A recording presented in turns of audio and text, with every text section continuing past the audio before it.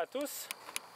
Je vais profiter de ce magnifique coucher de soleil pour vous parler d'un des concepts que je crois être le plus important et une des raisons principales pourquoi j'ai fait tout ce que j'ai fait en fait dans les dernières années par rapport à la serre du futur et l'ère des solutions.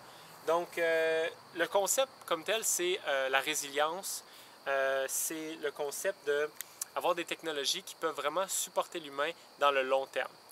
Un des problèmes avec les technologies actuelles, selon moi, et qui fait que la société actuelle n'est pas résiliente, et selon moi, c'est un des plus gros problèmes qu'on a présentement, c'est que je crois qu'on a bâti la société actuelle comme une grosse tour.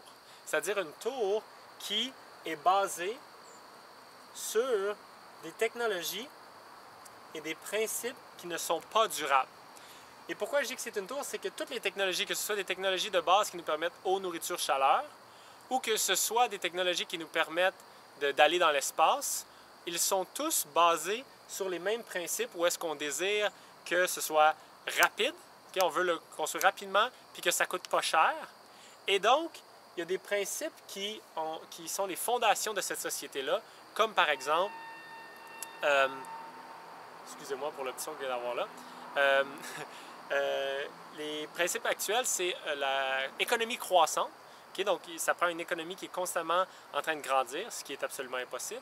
Et ensuite, les ressources non renouvelables ou les énergies non renouvelables, qui, dans le nom, on le dit, non renouvelables. Donc, on sait que c'est impossible d'en avoir dans le long terme, puisqu'on ne peut pas les reconstruire, par exemple le pétrole, etc., eh bien, on sait qu'on ne pourra pas mener la vie qu'on vit présentement dans le long terme en utilisant ce même genre d'énergie-là. Donc, le problème, selon moi, avec avoir construit une société en tour comme ça, c'est que si jamais arrive quelque chose, si par exemple la société, l'économie de la société par exemple va en descendant, puis si on combine ça par exemple à un désastre naturel ou un manque de ressources qui est très probable et même prévisible, on pourrait passer d'un niveau de luxe vraiment hors de l'ordinaire. Il n'y a jamais dans l'histoire de l'humanité où est-ce qu'on pouvait juste appeler quelqu'un avec un cellulaire ou même regarder la personne par Skype puis commander une pizza hawaïenne puis que ça l'arrive en dedans de quelques minutes, right? Donc, c'est jamais arrivé dans l'histoire de l'humanité qu'on pouvait faire des choses comme ça. Mais là, tout à coup, on peut le faire. Et puis, sauf que s'il arrive quelques petites choses, par exemple un désastre naturel avec une crise économique, ça pourrait que la tour au complet s'écrase. Puis si elle s'écrasait, on ne ferait pas juste perdre le cellulaire puis la pizza hawaïenne, on perdrait tout jusqu'au point où est-ce que probablement qu'on aurait la misère à avoir eau, nourriture, chaleur. Donc les trucs les plus de base, les choses que l'humain a vraiment besoin pour survivre. Puis d'ailleurs, on a vu des petits exemples de ça avec la grosse crise économique d'Europe, puis celle de Détroit, par exemple. Donc il n'y a pas si longtemps, il y a 10-15 ans, je me rappelle dans ma tête, les États-Unis, c'était comme le pays invincible qui n'arriverait jamais rien. Puis là, on se rend compte, voir Détroit, une ville qui fait faillite. En Europe, des villes qui sont en faillite ou qui vont vraiment très mal économiquement. Si on combine ça à des guerres ou des désastres naturels, comme ça se peut qu'on en ait à cause du changement climatique, on commence à avoir des situations très, très difficiles. C'est pourquoi je pense que nos technologies devraient plutôt être bâties comme une pyramide. Une pyramide, puis je crois qu'il y a en vrai 3 types de technologies. Le bas de la pyramide, donc les fondations, si on veut que dans le long terme on soit résilient, je crois que les fondations, au lieu d'être basées sur le principe de il faut que ce soit rapide et pas cher, on devrait construire des technologies qu'on appelle ADAPT. Donc des technologies adaptées, qui veut dire autonomie durable et accessible pour tous. Donc des technologies que le focus est de s'assurer que de l'eau, de la nourriture et de la chaleur, de manière relativement autonome au niveau de la communauté et tout ça, locale et tout ça, et accessible à tous, dans le fond durable. Pourquoi? Pour nous, dans le court terme, okay, donc que nous, on ait accès à ça, et dans le long terme, mais aussi que le fait qu'on ait accès à ça, on ne l'enlève pas à quelqu'un d'autre. On n'est pas en train d'exploiter quelqu'un d'autre pour l'avoir. Et c'est là, bien entendu, ce concept-là vient, entre autres, de Michael Reynolds, et c'est un des concepts que je supporte le plus et pour lequel j'ai travaillé beaucoup avec la serre du futur, par exemple. Donc, la serre du futur est un exemple et le principe même de ce genre de technologie-là, on les a tous mis ensemble, dans le fond, dans une seule serre qui essaie d'exprimer ce concept-là, cette idée-là, adapte. Ensuite de ça, là-dessus, on pourrait construire les technologies qui ont besoin de plus d'énergie, qui ont besoin des satellites, des choses compliquées, des choses advanced qui pourraient avoir des problèmes s'il y avait des effets environnementaux à l'extérieur ou, par exemple, des problèmes économiques. On pourrait les perdre temporairement, mais au moins, on reviendrait juste à, OK, on a encore eau, nourriture, chaleur, il nous aurait juste à le reconstruire. Ce genre de technologie-là, un des meilleurs exemples que j'ai, c'est Internet, par exemple. C'est une technologie qui, oui, ne peut pas être passive ou à 100% résiliente, parce qu'on a besoin des technologies quand même très, très avancées pour le faire fonctionner. Sauf que c'est une technologie qui est très constructive pour l'humain.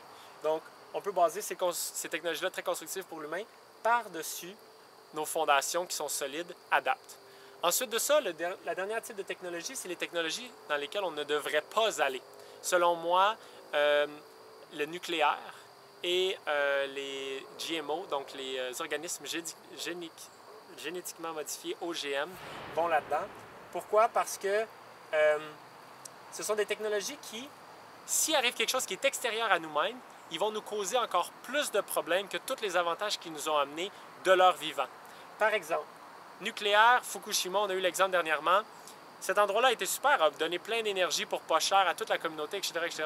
Mais si on a un tsunami ou un tremblement de terre ou n'importe quel désastre qui pourrait arriver, qui brise la situation au niveau du nucléaire, on vient d'irradier toute la société autour, toutes les villes autour, qui est une bien plus grosse conséquence que d'avoir moins d'énergie ou l'énergie à plus cher.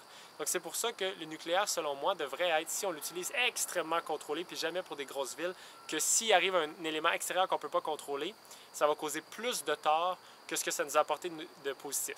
Même chose avec les organismes génétiquement modifiés, puisqu'on ne peut pas avoir le contrôle, parce que lorsqu'ils sont dans la nature, ils commencent à se reproduire. Je crois qu'on ne devrait juste pas aller là-dedans, étudier longuement en laboratoire peut-être pour savoir les conséquences long terme, mais tant qu'on n'en est pas sûr à 100%, on devrait vraiment attendre.